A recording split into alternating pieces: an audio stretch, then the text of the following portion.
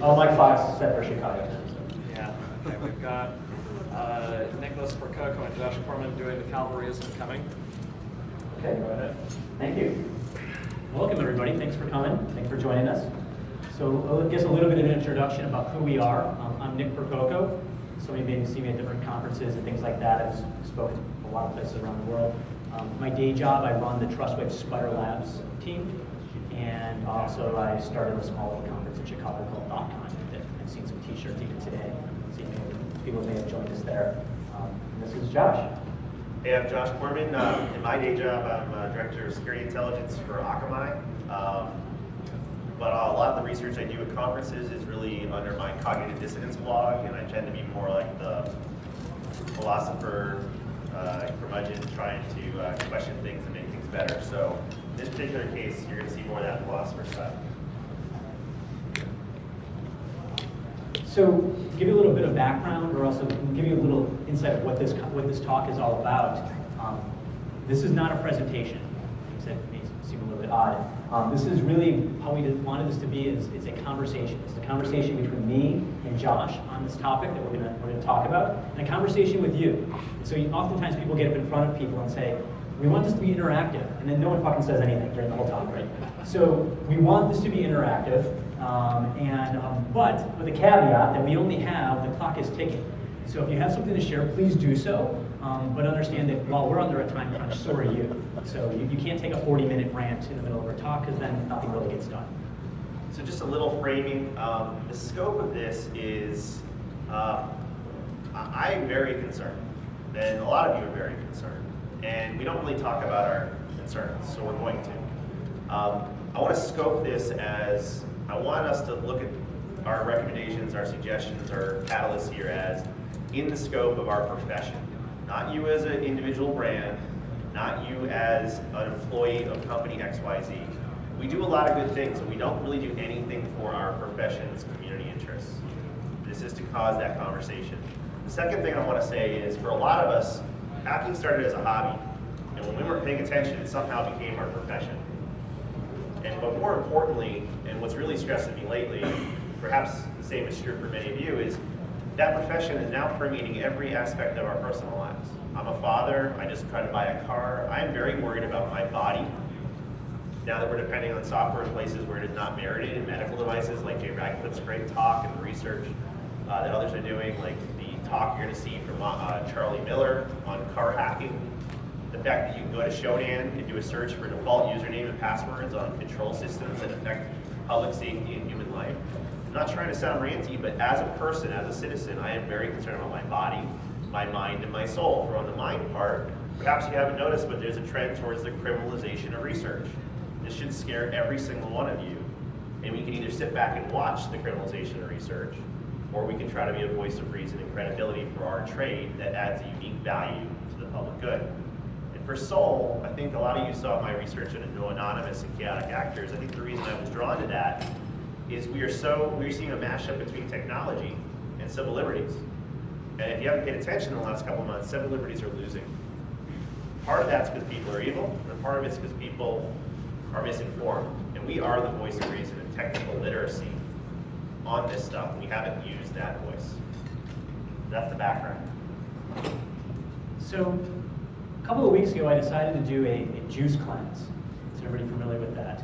You basically drink like 6 juices per day for 3 days, and not only are you starving, but you're supposed to unleash toxins from your body. Well, one of the side effects, at least for me, of that juice cleanse I did for 3 days was very vivid dreams. So if you're familiar with, everybody here has dreams, but have you ever had those dreams where they're so vivid, and when you wake up, you're sort of confused, like, is that real, or where am I sort of in that moment? Well, I had a series of dreams the last couple of weeks, and I'm the kind of person, when I have dreams, I don't really think too much into them as far as, is there some hidden meaning to this dream, or I really just think it's just my brain dumping, sort of a garbage disposal, just dumping information. But they actually fell into the context of what we're going to talk about here.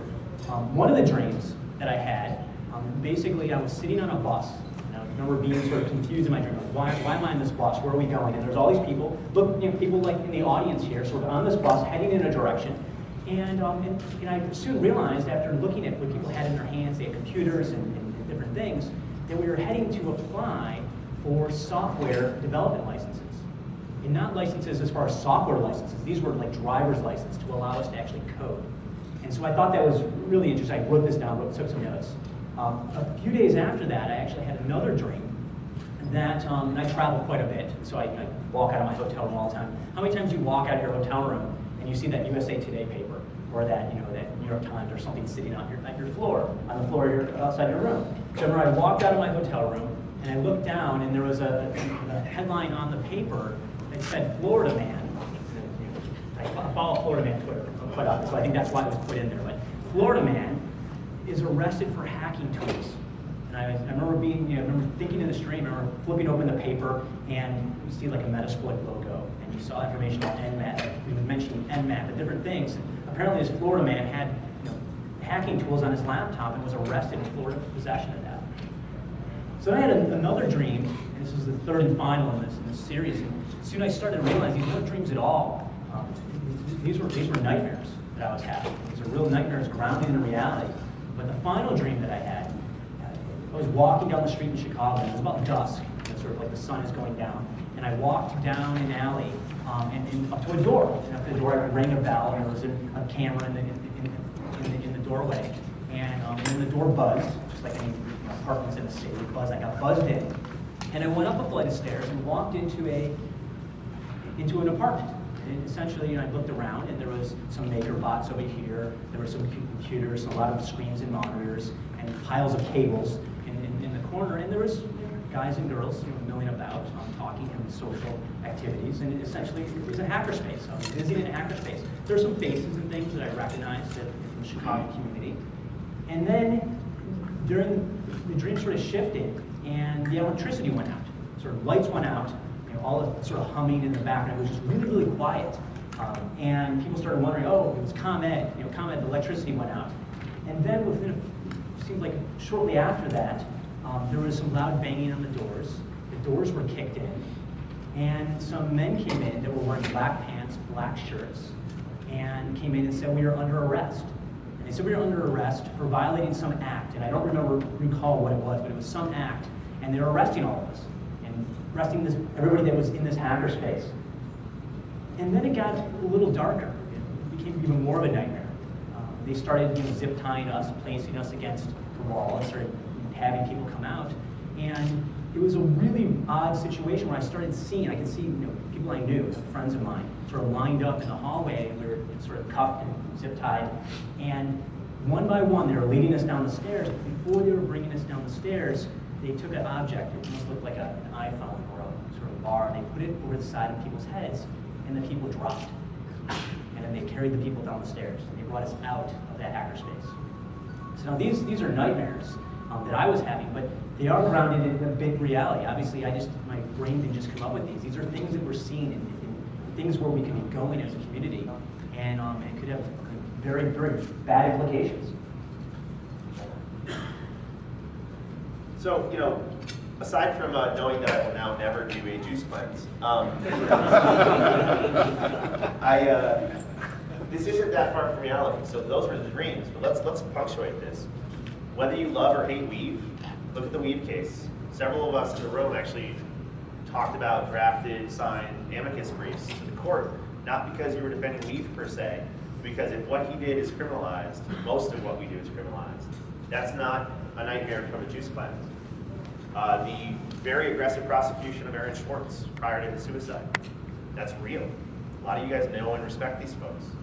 I don't remember the name of the law, but there's a law in Texas outlawing port scanning. You cannot legally port scan in Texas, and in France and Germany, certain hacking tools have already been criminalized. So the public paranoia towards hackers, I don't know if you saw like Obama during the Snowden thing saying, I'm not going to scramble to the jets for a blah, blah, blah hacker, right? So there's a very strong concern. I mentioned this during the Building a Better Anonymous research that Jareth and I did. I am very concerned of some sort of neo-McCarthyism, right? I am not now, nor have I ever been a hacker. Or I'm sorry that Metasploit tool was used for my job, right? So this isn't paranoia. These are actual things happening. The 3D printers and the scares over making guns. An uninformed public And powerfully uninformed people make powerfully uninformed decisions, right? So this is very concerning, and you don't have to be hyperbolic or spread FUD. These are things that are happening right now. So often, a lot of my talks lately, partly for personal and emotional reasons, have been about hitting rock bottom. In fact, at this conference alone, there were at least 3 talks I sat in that mentioned burnout as a legitimate issue. Perhaps you attended some. We're not trying to wallow in our pity. We want to capture that there is a palpable sense of fatigue, cynicism, frustration in the community and do something about it. And I started realizing that capturing the fact that we have burnout isn't enough. It's human nature that we don't make changes. This is going to be a mouthful already. People don't change until the pain of maintaining inertia exceeds the pain of making change. So put in Alcoholics Anonymous terms, people don't change until they're sick and tired of being sick and tired. I'm there. I think a lot of you are there. The fact that several of the talks weren't even about technology here, they're about making booze or 3D sex toys or recreational drug modifications. It's almost an implicit signal that we're not feeling like we can actually make the impact we want. So there's something negative about rock bottom, but it's also something very valuable, right? Because when you know you hit rock bottom, you're free to actually be empowered to make changes. Radically uncomfortable changes. But you can experiment, because if we're going to suck, if we're going to fail, let's at least fail in new and novel ways. It's not a defeatist attitude. It says that we now have permission to try things that we otherwise wouldn't have. Next. So what do I mean by uncomfortable experimentation? This is the part of the talk that's going to make some people upset. It probably would have made me upset, but I've come on this like soul search to the fact that we have to start holding our nose and eating our lima beans. So we're going to bring up some fairly douchey topics. Hear it out. Because basically, if you don't think these things are going to work, you think they're futile, you might be right. But you're also implicitly admitting defeat. Because in lieu of these, we aren't successful either. So I don't want to just have comfortable experimentation. I want to have radically uncomfortable experimentation. Let me identify a few of these and remember them for future fighting when we get to the end of this. There are things that there are levers of power how other professions get shit done. Some of them are 501c3s. We are familiar with this one because the EFF is in fact a 501c3. Now they have a narrow focus and charter and they are valuable to us, but we've talked to them and they agree that they are necessary but insufficient. So there are other 501c3s that are educational or even think tank. So you can have like an Institute for Cyber Sanity, for example. We can have research fellows from the Institute for Cyber Sanity who give opinion on public policy, who score public elected officials on their cyber literacy, who create nomenclature and frameworks to present facts to the public. ThinkTheTruth.org campaign for smoking, perhaps. There are 501c4s. This is the one that's going to make you cringe. We don't have a lobby. That's what a lobby is. And how things change in this country is through lobbies. That's your value lever to influence the legislative branch. You can use think tanks, you can have position papers, but you can't directly influence elected officials without a 501c4. There are professional organizations, and no, I do not mean CISP. There are professional organizations like the American Medical Association, which embodies the voice of the profession of doctors. There is the Bar Association, which organizes, professionalizes lawyers. They have features like pro bono work, where it's encouraged and a natural part of being that, and they demonstrate their public benefit to society with pro bono work. So there's professional organizations. Probably the linchpin of all this is an integrated PR media campaign. And this includes CNN, this includes the major news outlets. And this means instead of letting Symantec executives bloviate about signature antivirus that doesn't work, or instead of letting a rock star, diva, narcissistic vulnerability pimp their company or their personal brand, that we actually decide who our best spokespeople are for various topics, and with a common voice and a common set of talking points, have a credible message that my mother-in-law could understand. This might involve stupid words like cyber. It might. We're gonna have to do some experimentation. That's your hearts and minds. That's where you create the permission to engage with senators, congressmen, legislative, judicial. And honestly, we're gonna have to try all of them. This isn't either or. One of the people in this room wanted to start a PAC, Political Action Committee. The reason I pushed back on that one is because you actually back candidates in a particular party, and I think if we become partisan, we're gonna fail. We should focus on the things where we can all agree, such as protecting the ability to do research. Next. So, No one threw anything, that's a good sign.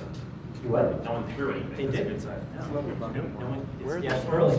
No alcohol being drunk yet. Oh, we have a beer right there. There we go. Okay. You know, a whole row of beer. So you know, this it's sometimes hard as a person to realize, but you know, everything you say, do, you know, unless you're locked in a box someplace, you influence people. You know, just by walking down the street or walking around in a conference, you are making influences just by having conversation or you know, standing up here in front of you. Now, in the world we live in, especially in the hacking community, and if we're talking about changing things in policymakers' minds,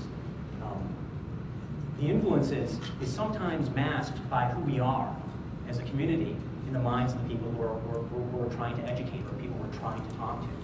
You know, when you have a hacker that's asked to go talk to policymakers and they're sitting in the same room and the hacker's explaining how things work or explaining how the risks are to this technology that they broke, the policymakers are not seeing often that this is an expert here, this is someone who's trusted. Because of the way the media portrays our community and things that come out of our president's mouth even, where Obama said, you know, 27-year-old hackers are not going to cause us to scramble jets, they see a hacker in front of them. And there's an implicit lack of trust in many cases of that person sitting in front of them, explaining how things work. And oftentimes, when I work with my own team, and we do media, we were just talking with CNN yesterday about some things, and it's very easy for us to speak what we don't even think is very technical, and you lose people right away. And so the messages, a lot of the meaning behind those messages get lost. So when we're talking about the chain of influence, what we want to see is that you have people who love to break things. How many people here like to break stuff? A lot of people. You like to break things. Sometimes when you break things because it's fun. You break things because maybe it's a little funny that you can get something to do something differently than it was intended to. But you often, and sometimes, some of you may not really care about the fix when you break something. You know, if you just think of the things that you've broken in your life. Do you often always go and call the manufacturer up and say they should fix the problem? Sometimes you like the broken issue with that product. But there could be implications that are caused by it that could have negative effects. So breakers are great, and we need them in our community. Do we need the breakers always talking to the policymakers? Maybe not. In fact, it may be the wrong person entirely. I want to recognize some excellent work. Jay Radcliffe in the room? You stand up? So Jay, if you didn't see his awesome presentation yet from yesterday, or even the very first one he did, he's a user of insulin pump. He hacked his insulin pump yesterday with several medical devices. We need more of you. Spending not the 6 More like you. We need people like him who, instead of researching the 700th Android malware vulnerability, which I don't give a crap about anymore. I'm on a CFP for a couple conferences. 70% of our submissions were Android malware. It was ridiculous, right? So I'm not saying it's useless. I'm saying if you have a choice between something that can affect human life and public safety, or yet another Android malware bug, not only will you differentiate yourself more, you'll actually be protecting your friends, family, and your future by ratcheting up the things. So I want to congratulate you and thank you for the work you're doing. I'm hoping people follow his lead. If you saw his presentation, it's very frustrating for him to get access to medical devices. You can stand if you want. To get access for medical devices, he encounters opposition from the medical device manufacturers. There's a chain of influence through the FDA, the Food and Drug Administration. There's some hearts and minds to cover that could be missing. Think of it like the Lockheed Martin kill chain of how we lose intellectual property. There are stages, and he's probably the absolute best person to have done the research stage. Could we team with people who have experience in industry, working with legislators, working with legal journals, to continue that, and instead of focusing on the activity of a node on that chain, could we focus on the throughput and the result? And it's actually not about succeeding. We think we're going to fail 5 or 6 times in a row. It's about fuzzing the shit out of it, right? Fail fast and iterate. Yeah, so I mean, fuzzing the chain of influence, like Josh just said, we don't know if we're going to succeed. We don't know the perfect formula for it. But if you take the group of breakers that want to align with some industry, and then we also identify, is anybody in the room like to fix anything? We might have a couple people, right? Now half of you like to fix things. So we take the results of the breakers, we hand it to the fixers. And we say, before we go out and make a big news story about it, let's come up with fixes as well.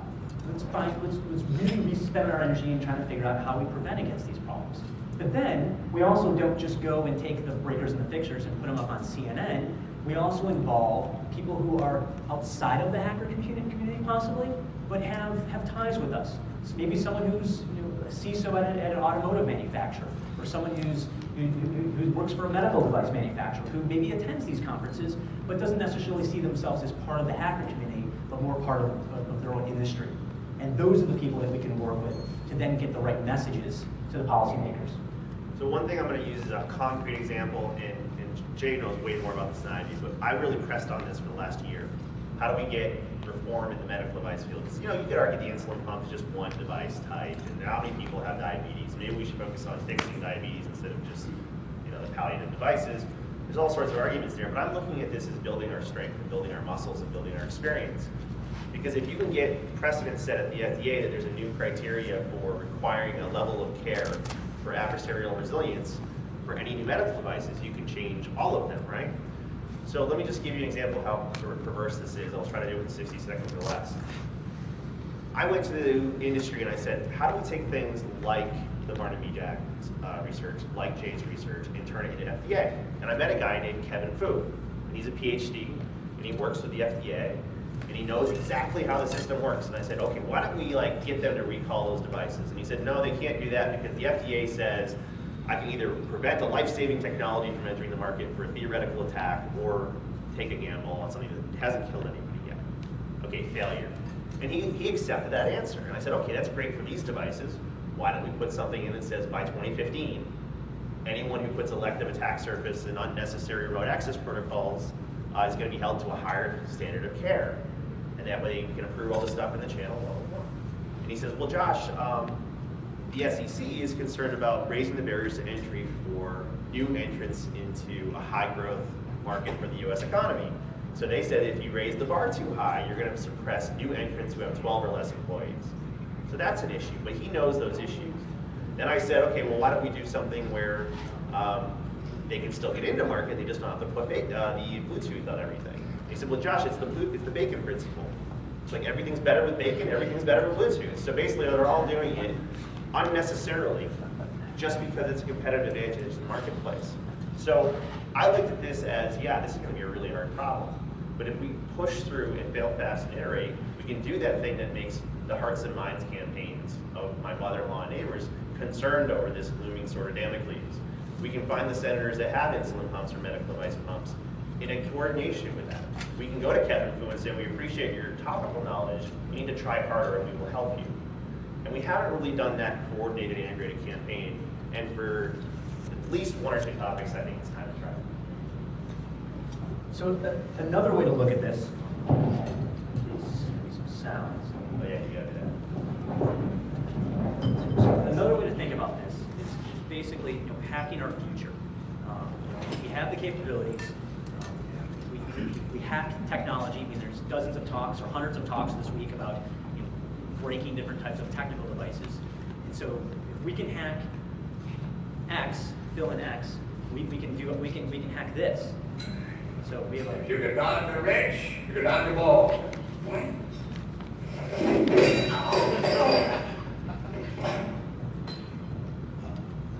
So that's just, I guess, a little bit of an analogy there for you, for our community. But if we can actually go and hack something, why can't we hack this? Like Josh said, let's coordinate, let's build a process, let's build a community, build think tanks around these life-benefiting technologies. It's going to benefit us and everybody else in the world, and work our way through it. And we have, as far as even selling these things, we have some of the best social engineers on the planet. We do. And there's social engineering exercises, there's red team engagements, there's things that go on every single day within our community.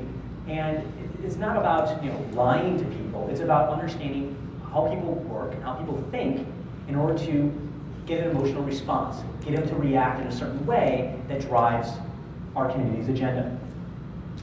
So with that, really, where do we start? Where should we start? Yeah, one of the examples that could be cut from the slides was if if you look at how a presentation, how you jailbreak an iPhone, it's not just an off by one anymore. It's pretty convoluted. You gotta do quite a few things to escape the sandbox and do this and get privilege escalation and move laterally. And if you were to map out that architecture with a box and wire diagram, there's a similar box and wire diagram for how laws are passed. There is. And it's not nearly as reliable as an OS, but it will take some soft sciences, but we have that basic native talent. We know how to do it.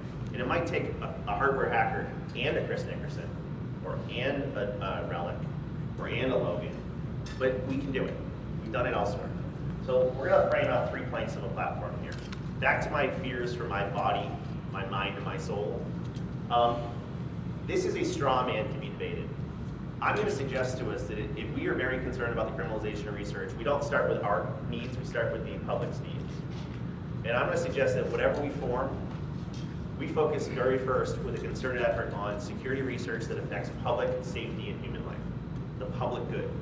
There's a reason for this, and this will include, we can choose the scope, but my hunch is we should include life-saving medical devices, embedded OSs in automobiles, and embedded control systems directly exposed to the internet. Things that actually affect life and death. How about the power grid? Power grid counts, absolutely. Yes. We can actually prioritize it, and we'll tell you how and where we want to discuss that prioritization. Next slide. A reason to do this is if we can carve off by demonstrating a unique, I mean the definition of unique, a unique service that this demographic and community, that security research serves to the public good, we can preserve and protect a pervasive ability to do security research without criminalization. We can't just say, stop oppressing us. We can't just say, we want to break stuff. We have to demonstrate, first and foremost, demonstrate a unique public good to preserve and provide air cover for continued security research without criminalization. And this is a clear and present danger. And that's something for us and for everybody. Back to the other point. Technology is recalibrating civil liberties, right? Most of our US-based civil liberties are based on the notion of borders. The internet has no borders, right? There's all sorts of discussions you can do on this, and if you're interested, I have prior bodies of work on this. But there are very serious threats to this, and our community has not yet engaged. So if you squint, this is essentially a plea for protecting our bodies, our minds, and our souls. And whether you're a left-brain person or a right-brain person, one of those is going to resonate with you as a security researcher here in Vegas this week, or as a citizen like my neighbor who doesn't give a crap about this kind of stuff normally. They probably would care about their public safety. So we have some next steps. So we said at the beginning, this isn't a completed presentation as far as us giving you all the answers and all the solutions to these issues. This is the start of a conversation. So we have some ideas about what we should do from a next step perspective. And one of them is actually naming the movement. What do we call this? We call the presentation, Cavalry Isn't Coming, and we have some little stickers and things that say some things on it, but we don't really know what to call this. It has to be something that resonates with people, something that's meaningful, and also it's not too complicated. It's not going to resonate with the people outside of this community. I think we should build out this list, but just as an example, when I gave my keynote at BSidesLV San Francisco, I, for lack of a better term, called this altruist Fsck, right? I realized that while I have altruistic motives, not all of us do. Some of us are narcissistic vulnerability pimps. Some of us do it for money, for ego. Those are all good, but what we can agree on is we're concerned about the criminalization of our trade. So we want to play with several names for either the think tanks or the overall movement, but we want to have something that's both inspiring to our demographic, but also accessible and non-threatening to the public, because that's ultimately who judges our fate. All right, so hold that thought. Next. So then we also have form and executive advisory boards. So this is not about Josh and I up here. This is about the idea and where we need to go. So we've been spending some time over the last week or so, the last couple of weeks, talking with people here in Vegas, but it's not just people from the security community that we need to be part of this. It's people like Kevin Liu. Kevin Fu in industry. I learned recently that one of our best security researchers just joined an auto company, so maybe we can work through his subject matter expertise as he gets situated on how things work. And for that one car manufacturer, Marcia Hoffman left EFF, but she's very simpatico with this idea. There may be some ways she can help from the legal world. Andrea from UPenn and Wharton, she's a law professor. She's been very helpful. So we're kind of assembling a coalition of the willing for the various points of that kill chain. And what we want to hopefully identify is a few of you that want to take a leadership role, like a voting executive member role for one or more of these organizations. Or even if you want a lower capacity, could you maybe join our technical advisory board for one or more of these things? And this isn't just hand waving. We are going to do some things with as much help as we can get. Even participating in some of these think tanks. We need people to participate. Yeah, would you like to be a distinguished fellow for the Cyber Sanity Institute? HDO or CTO of Rapid7 and distinguished fellow for the Cyber Sanity Institute. We're not kidding. So how many people, oh, sorry, question? Yeah, here's one, we have conflicting desires, so many of us are dependent on, SF-86 background checks, and, you start advocating for things, and all of a sudden, you're not working. No, that's true, and those are some of the wrinkles we have to work out. We should probably repeat some of that since it won't be on video, but yeah, there are some people with backgrounds and with clearances where participation in some of these is very verboten. In fact, one of the people who brought us one of the best ideas is completely prevented from actually publicly participating. So that's why we're going to pursue several of these. A professional organization has less restrictions in a lobby than a think tank. So in a moment, we'll say we already did. So by the way, we're going to work out some of these kinks once we get subject matter experts who've actually run these before. And we're going to hold the first Hacker Constitutional Congress at DerbyCon in 8 weeks. Whether you're coming there personally or whether you want a representative from your sub-tribe, we have several tribes in our community. We might also look into seeing if Relic and the guys can actually set up some remote participation over, technology. Just like the founding fathers of the country, we're not going to agree. We're going to have slightly different priorities, but we're going to bring them together and say what bubbles to the top that everybody can get behind and agree on. Guess what? We're not going to agree on elected officials and parties. We're not going to agree on disclosure reports from days of old, right? There's lots of things that divide us, and we're going to focus on the few things that as a profession unite us. Mr. Brown. I like the first two platforms. The first two parts are good, the public good, independent security research, but the third one is just going to divide us, civil liberties. We got the feds, there's a huge storm about that, and the EFF has already got that covered. I don't think they have. The third one should be removed. All right, so I'm going to repeat the comment. Likes the first two bullets of protecting body and mind, thinks that it may divide us to focus on civil liberties because of the whole NSA PRISM thing and all sorts of other things. That may be true, but I don't think it's about picking sides. I think at least the engagements I've had with the Beltway and the intelligence community were about, are there ways to preserve the mission intent that have no infringement on civil liberties? And there are technical solutions. So if we create a technical expert body to give technical opinion, we can at least remove the aspect of those debates that are a lack of technical literacy. But if we get into like political things, I think you're right.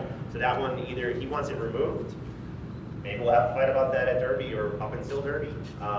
Maybe we just de-scope it to something more tangible. That's an excellent point. It's one I care a lot about, though. There's tremendous threats on many sides of civil liberties, and a lot of them are because they just don't get how cyber works. And I use their word, not ours. One thing a lot of people may not realize, but at least half of our industry are feds or are working for the feds. And that minority doesn't speak. And that's why people don't realize that it's that high percentage. Right. All right. So one of the other things we'll be doing is obviously holding a Hacker Constitutional Congress at every time. If we all sit in a room for 15 hours and we don't share the results with anybody outside that room, that's not going to really benefit us. So, questions? On the Constitutional Congress, the concept to me of like some first principles we all can agree on is a big deal. Yes, I agree. There are things we're not going to agree on. And there, I've been amazed at in my friends, even somewhat feds, watching the response to Stoke and forgotten some weird views on it. Incredibly different in our community, from hero whistleblowers to absolute criminal they want frying, and all within our community. And we're not going to agree on that. There's first principles we can agree on. Criminalization of research is something we probably all can agree on.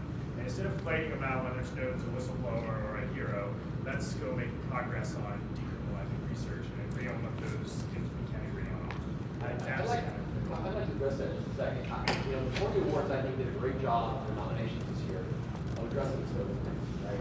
One of the things they said, they ended nominations on academic fails, right? And one of the things that they said, they didn't take a side one or the other, like you said, it's a spectrum. But they did highlight something I think we all agree on. Two things. One was they said they highlighted the insider threat right there. They're like, it just shows the insider threat is a problem. People don't want to pay attention to, so they improved the program. The other thing is it proved, we all know that the internet is owned. We've known about Echelon forever. So these are two things that didn't take a side on Snowden, whether he was a good guy, whistleblower, or he was a bad guy, right. But it definitely highlighted the aspects of that. I'd like to see more of that type of analysis on things. Objective analysis. Politicization of that. Right. Yeah, in fact, let's try to recap that for the video. David was basically saying, while there's many things that can divide us, we could try to emphasize the unearthing of our first principles that we mostly could agree on. I think one of them was protecting against criminalization of research. The other comment was you liked how the Pony Awards handled the Snowden situation, which was focusing on the insider threat versus some of the other debatable or divisive points. One of my disappointments in the whole PRISM Snowden debate is we seem to be having lots of public discourse and debate, but not on the topics I thought we should have, right? So we completely skipped those, and that's where analytical analysis that just breaks it down unemotionally might be something, depending on the scope we choose, to Sam's point, it might be something where we could say, look, here's an emotionally detached, apolitical analysis of what were the core issues in this particular debate, and reasonable people can disagree on these three, but these four also need discussion. Right. So that isn't really happening, and it's very disappointing to me as a citizen because there's pretty serious stuff that hasn't even been touched on yet in that. So this is fantastic, but just yeah, but Not yet. it's adding on top of what already is the problem, right? So you're addressing another problem on top of the problem that already exists. And so the thing that I'd like to consider this be a part of this be, why do we still have the same problems after 30 years? Why do we still have buffer overflows after 30 years? Why do we still have net injection?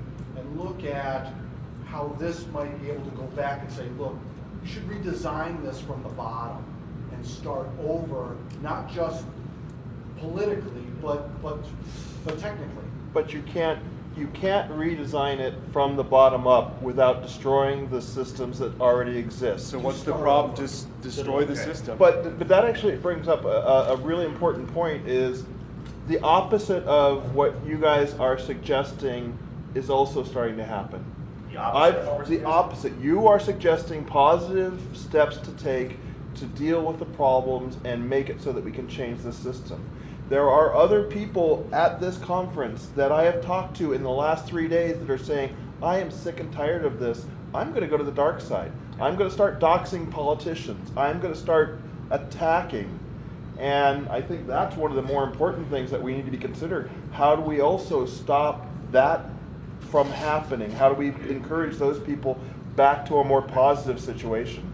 You both said very important things that I want to repeat for the video. Okay. All right. I'm not watching gonna the repeat all, meter. but I want to build off something you said. I don't have a panacea Pollyannish view of this. I do believe the part that starts to address yours is most of our public face to the world has been incumbent palliative care solution providers. They don't want to cure the cancer, they want to sell you the cancer treatment. And those, partly it's just that they don't get it because they're lazy, and partly is they have a vested interest in towing the line. So I don't want to trash people. A friend of mine was on a mainstream television show. He was interviewed about stuff. It was a great opportunity, and he completely blew it. All he did was toe the talking points of his vendor. It sucked. I was so disappointed. I'm like, oh my God, we're on a show I normally watch, and it was horrible. And it's not that he's a bad guy, it's that we didn't have our list of here's the top 3 issues for our profession, and we didn't bridge from the questions asked to the answers we should have been doing. So I think you can start to get towards your point about can we fundamentally rethink some of the bad practices we've been towing out of habit by doing that hearts and minds part and having a credible and independent voice of what's working and what's not working. The loudest voices are the ones that want the least change. So we can try this. To Martin's excellent point, one of my motivations for doing this is if we don't create positive, constructive swim lanes for people to express their frustration, they will make their own, and they are making their own. And I'm very concerned about some of those because it'll be counterproductive to our mutual goals. And we're not talking script kiddies who are new to the system. We're talking some of our 20-year veterans. 20+ year veterans who are sick of this and ready to just. What was our time limit? We just 10 minutes. It was like burnout is contributing. Mm-hmm. You know, they're tired of this. I want to say to this point, there's a lot of things that you're bringing up. I think one of the things, and I don't know, it might be on another slide here too, is that what are the things that we are going to, as obstacles to this path, right? So what are the things we're going to encounter? One of these is, you know, good guys going bad, right? Good guys just getting tired of it, going bad, whatever. Another issue might be, I don't know, large industries forming consortiums and bringing legal suit against people very quickly. Right. Without basis, but enough to get them going. So. Yeah, so basically we have a list of our own, but we think we're going to discover that complete list. Basically, what are the obstacles we're going to encounter? We have a pretty long list of ones from just watching what Jay's gone through, what other people have gone through. There's been really aggressive lawsuits against some of our best researchers. Some of them you've heard about, some of them you haven't. And one of the problems is we're not talking about those experiences in any sort of closed room way, so we're not teaching each other how to avoid them. So there are, in fact, best practices for how you insulate yourself. And a lot of people who properly use EFF, they go there in advance of their research to know where the landmines are buried. So I don't think we have the completeness. We have a pretty good list, and we'll probably unearth more as we get the dialogue going. We have like one more slide, then we can freely open it up. One or two, right? So if we do one thing in this conversation, again, it wasn't a presentation, it wasn't very polished, there weren't a lot of slides there, but I want to bit the flip. A lot of my favorite researchers, you know, Kaminsky, HD, all these people we know and respect, when I talk to them about these things and I tell them how concerned I am, they'll often say something like, yeah, but they'll figure it out. And it dawned on me last year, a bit flipped in my brain, that the Cavalry isn't coming. There are no other adults. If your fix for this is sitting to the left of you, to the right of you, or in your seat. That is really terrifying because we're not exactly the best type of demographic I would think to engage in these processes. We're fairly allergic to them. But if you think someone else is going to do it, you're wrong. It's the people here in Vegas this week. And we might team other people, but you know, the Cavalry isn't coming. Josh, how much of this is that we talk a lot to ourselves? Echo chamber. Yeah.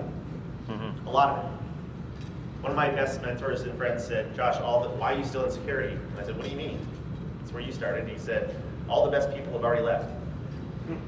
And I don't know if he's right or not, or if that was cynical, but his point is a lot of the people that kind of realized that we weren't going to get substantive change if we stayed within the preaching to the choir, they've become boundary spanners and joined the development community, or the DevOps community, or the government, or research think tanks. So we have seen people quietly graduate and move on, and that is a part of it.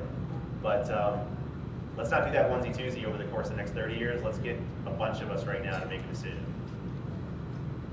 So going back to the echo chamber piece, and you and I talked about this a little bit in the past, the challenge that I see about this is you're basically creating a completely echo chamber. So even the legal aspects and others that you talk about, the people that are here this week are the ones that you necessarily need to influence, or the ones outside of that sphere. So have you thought about the fact that you could align with Center for Democracy and Technology, some of the other established groups there, and become subject matter experts to those lobbying groups, as opposed to starting to get brand new lobbying groups? Because there's going to be a lot of hurdles and challenges there, and you're probably looking at a very long horizon where you actually can impact change in this area. Right, so the question was, yes, for the campus, the question basically was, why start another group instead of going and influencing the groups that already exist? I think a success factor, to your point, will be that our initiatives that we choose to invest time in will have to spend X% of time out of the echo chamber. I think it's just obvious, but you're touching on something important. And if you look at like Chris Segoyan, he's at the ACLU. And if you look at the Citizen Lab guys up in Canada, they're doing a lot of civil rights stuff. We're teaming with some of us. I participate in some of their things. So we have little pockets of good practice. What we're really trying to do is not necessarily say that none of this has happened. We want to take it from good to better, to best, and just keep iterating. So the most important thing you said, though, I won't lose it. Long time horizon? Hell yeah, of course. This might take 5 to 10 years to see the first piece of fruit. We got to start. Well, it's going to be a marathon. It's not a sprint. It's a marathon. We have to be careful. I'm going to throw another metaphor over the ocean, right? You know, Right. whatever out there. But I think the other thing that goes back to is how do we present the community? Because a lot of things you touched on, we've got brilliant people that don't show well. I mean, I hate to say that. They don't. You put them in front of anybody who's outside of our sphere, and they're just going to shut down. Yeah. So I think the other thing is we can address the principles that are important to us, but we need outside influence on those principles to make sure that we can actually touch on a greater sphere. Yeah, I mean, so to repeat his comments, basically, we're not going to be able to, like you said, boil the ocean, and also the showmanship of the people we tend to get the recognition or tend to get the media play, right? They don't show well to the people who we want to influence. So what we talked about earlier, but basically, we do recognize we need to get the outside influencers to join us, to be part of us, so that we can send that message, and also identifying spokespeople within this group. So when there is this this funnel of research or something going in a direction that maybe the person who actually presents it and goes on CNN to talk about it may not be the guy who found it, found the flaws, because being the guy who found the flaws is going to be counterproductive. You'll be next, but I want to punctuate his point. Very few of us, this is just a litmus test, it's not proof positive. There are very, very, very few people in the security community who've done a TED Talk. He did a pretty good one. Some of the ones are really bad. And Charlie Miller just did an amazing card hack with Chris Fsck, and it was done on Forbes.com video. I watched it on CNN on the flight here on JetBlue. They weren't interviewed. And if they were, they wouldn't have had, I already talked to Charlie, they wouldn't have had any recommended steps for what the car manufacturer could have done. So back to that kill chain, we do think that there's some media people that he's invested in. I've invested in the Vanity Fair guys. There's some media people who know how to speak to mainstream. And in that kill chain, we can take a really good piece of research from Jay or from Charlie and find the right translator to be successful for our identified community interests. And that's going to be a controversial point because you're going to have, egos, but we want to focus on success, and we'll figure out how to balance the right normal ambassadors versus the right secondary speakers so that people get a good balance. One of the things we figured out when we shared this idea, this is awesome, unestablished researchers, really good research, if you think about it by accident, they're going to get a free platform as a service to get interviewed on CNN or to get their research force back multiplied if we do this right. So there's an advantage to centralizing some of this relationship with the public sector. But what you said, yeah, so a question and a comment. The question was how do you propose on funding this kind of thing, right? And the other comment is, I keep thinking about when we talk about influencing the key people, the right people, that we really have to figure out how to figure out what is it that they care about, right? No one cares about Android out there.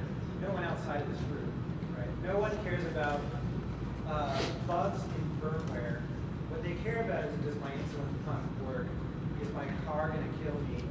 Can I feed my family? Is there, am I going to get a paycheck tomorrow? So it's figuring out how do you tie all this stuff, all the technical stuff, back to those items. The funding thing is challenging. We have a couple ideas. The lobby's the most expensive one, so we may not start there, but that's on the agenda for DerbyCon. All right, I think we're out of time. We will take as many questions as you want out there, but in summary, Cavalry isn't coming. It's you or it's nobody. And the question is, if not you, then who? And if not now, then when? So, verbally, do we have any new recruits? All right, I'm not kidding around, man. If you can't participate in DerbyCon, we're going to pass around these stickers. We have a useless Twitter handle called I Am the Cavalry. But if you're at all serious about taking your own future into your own hands in a productive way and doing this experimentation, we want any and all participation. If you're a researcher specifically, please help us with the identified swim lanes that would actually demonstrate public value, public safety, instead of picking some random Android thing. But we'll fight more. Also, this was the dry run. We're going to do this at 10 a.m. track 1, keynote slot on Sunday at DEF CON, and it'll be a much bigger fight.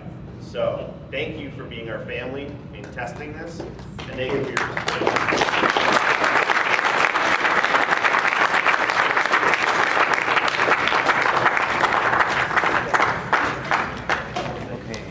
Running it right